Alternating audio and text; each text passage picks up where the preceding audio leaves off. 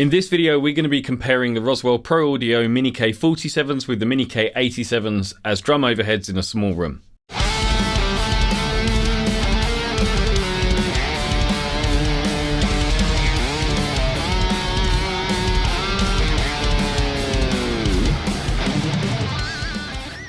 Now, the first thing to understand is that this isn't really a review video. There are tons of those online, and they all come to the same conclusion, which is Roswell mics are amazing and at an affordable price. And they really are. Both of these pairs of microphones are absolutely fantastic, and either one of them could be used if you only had the one. Really, this video is much more about hearing the differences between the two, so that if you're in the same boat that I was, where you weren't sure which one was going to sound right in your room, hopefully this video can help you out. I'm not going to go into insane detail when it comes to this type of thing, because for a start, I'm not a microphone designer, and I would never be able to tell you anywhere near as much as someone like Matt from Roswell. The guy's like a microphone encyclopedia. I don't think there's anyone on the planet that knows more about mics than Matt does. But for the sake of this video, I want to just give you my impressions as someone that uses these mics. For everything else to do with Roswell, I would strongly recommend that, as well as checking out Roswell's YouTube channel, you check out Charlie Waymire at Ultimate Studios Inc. Not only does Charlie have tons and tons of videos showcasing the Roswell mics, but he's a big believer at getting the sound at the source. I've learned tons from Charlie's videos over the years, so I'm going to leave a link to his YouTube channel in the description for this video below. If you haven't already, go and subscribe. You will learn something, I guarantee it. But the only thing that I will say is that Charlie has a fantastic live room. It's got a really high ceiling, it's a nice size, and it's got fantastic diffusion and treatment in there. I was a little unsure how that would translate into a smaller room. Now, the way that the music industry has ended up over the last few years is that people don't buy music, they stream it, and because of that, people aren't necessarily always willing to spend the budget on going to a commercial studio. So for working musicians like me, quite a lot of us have also set up either a home studio or a small private studio or things like that to be able to offer our clients a more affordable option, and then we send out the multi-tracks online. So it's really important that I can get a great sounding recording captured in a smaller room. Now, one other thing I should mention is that both of these microphones are cardioid, which is especially helpful if we're doing recording in a small room. Obviously, one of the biggest issues with a small room and a low ceiling is reflections. And if the microphone is going to reject sound from behind it, which is where those reflections are largely going to be coming from, then that's a really good thing. I do have a little bit of foam on my ceiling. Foam doesn't really do a lot, but with these microphones, they're about a foot off of the ceiling here, and that cardioid pickup pattern just means that it's really going to be hearing the drums and not really the reflections that are coming back from the ceiling. Now, the track that I'm going to play here has the drums recorded twice, once using the Mini K87s as overheads and once using the Mini K47s as overheads. The mix is exactly the same. There's no processing whatsoever on the overheads, and all I'm going to do is switch back and forth between the two so you can hear the characteristics of one versus the other.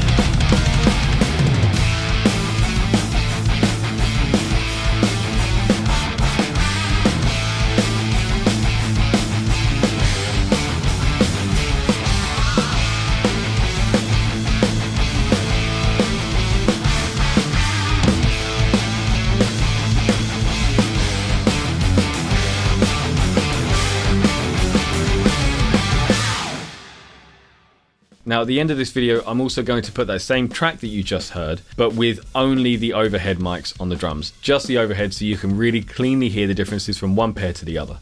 Now all the guitars in that track were also recorded using the Roswell microphones, but I'm not going to tell you which one. I'd quite like to do a video where maybe I do an A-B comparison between the Mini K47 and 87 on the guitars as well. So if that's something you want to see, let me know and I'll make sure I make the video. But that's the point, these mics are incredibly versatile. They can handle the high SPO of drums, no problem. They sound amazing on guitar. In fact, I'm even speaking into a Mini K47 right now that's just off camera. They're just fantastic sounding microphones, and really there are two things that would make me choose one versus the other depending on the situation. The first one is in the transient response. The Mini K47 actually has a slightly quicker transient response. Keep in mind, cymbals don't really have that much transient information, so things like the attack of the drum is going to be a little bit more present and up front in the sound of that microphone. And one of the nice things about the Mini K47 as well is it actually has a slightly tighter pickup pattern. That means it's going to be more focused on what it looks at and help with rejection even more. That combined with the slightly faster transient response means that the Mini K47 in a way almost behaves a little bit like a small diaphragm condenser mic. Whereas the Mini K87 doesn't have a slow transient response by any means. It doesn't behave like a ribbon microphone or anything like that. If we're using the drum kit as the example here, then rather than bringing the drum shells out up front a little bit, it leaves it a little bit more in the mix. So we get a really nice balanced picture of the drum kit as a whole.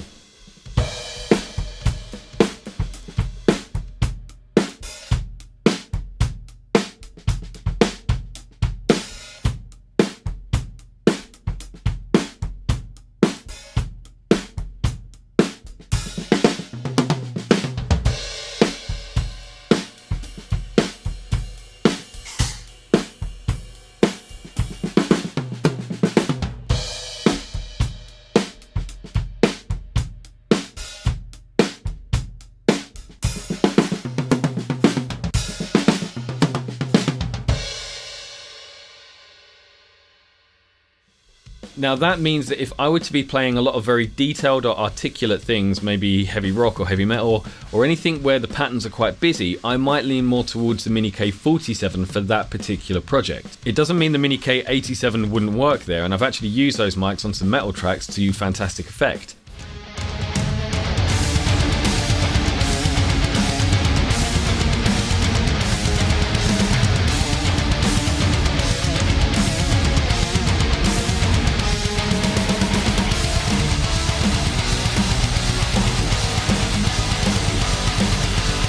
Now, the second area that these two mics differ is in their frequency response. Now, I will just quickly say I'm not actually a huge fan of using bright and warm and so on as descriptive words for mics, because those words can mean different things to different people. Bright mics tend to have a real boosted presence up at kind of like 10k. It can really be anywhere from 7 or 8 up to like 12 or even beyond. But at that kind of 10k region, they just sound very harsh and very brittle to me. Now, I don't like bright microphones, and that tends to be kind of a quality of most affordable microphones. I think a lot of them share the same kind of Chinese capsule, but even things like the TLM 103, I find that way too bright. I understand people like it, but it's not what I look for in a microphone. I want something that has a real natural representation of what it is I'm trying to mic up, and the Mini K87 is exactly that. It's very flat in its frequency response. It just captures the drum kit in a very natural and very pleasant way, but it doesn't hype up or emphasize any particular frequency range. And this is where it differs from the Mini K47 again, because the Mini K47 does actually have a slight presence peak. To my ear, it's actually closer to 5 or 6k.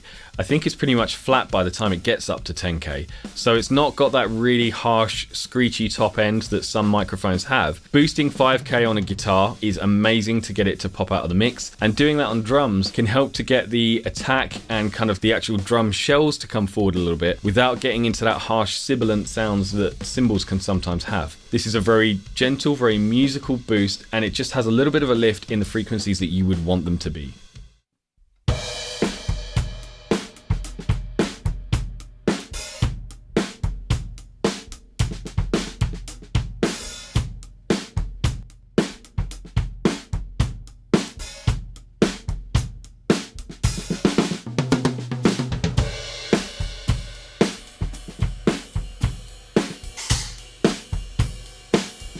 There's a whole host of other microphones as well made by Roswell, and there's even a custom shop now, so you could customize the mic colors and even have mods like internal pads and things like that added to them. For drums, there's also a fantastic microphone, which is the Mini K47KD. So it's a kick drum variation of the Mini K47. It has a really incredible amount of low end and it can handle the higher SPL of a bass drum. Definitely check that microphone out. Matt actually also has another microphone company called Mic Parts. And what's also really cool about that is the fact that you can buy the microphones in kit form. So not only can you have fun building them, but you save some money because if you're the one putting them together, then there's a saving there. And in particular, the Mic Parts snare drum mic is absolute top of my mic list at the moment of things that I have to get. The sound of the microphone is phenomenal. It's a small diaphragm condenser, so it's very easy to place in a busy setup, and the rejection of that mic is absolutely out of this world. There's all sorts of different mics between Roswell and Mic Parts. I'll leave links for both of those websites in the description of this video. Go and check them out. Thanks a lot for watching. Hopefully you've enjoyed it. If you found it useful or enjoyable in any way, please leave me a like. Let me know in the comments what you thought of these mics and which of the two were your favorite. If you have any questions about the Roswell mics that I haven't answered here, please let me know and I'll make sure I answer it there. Don't forget to subscribe and hit the bell icon so you see when I upload again, and I'll see you on the next one.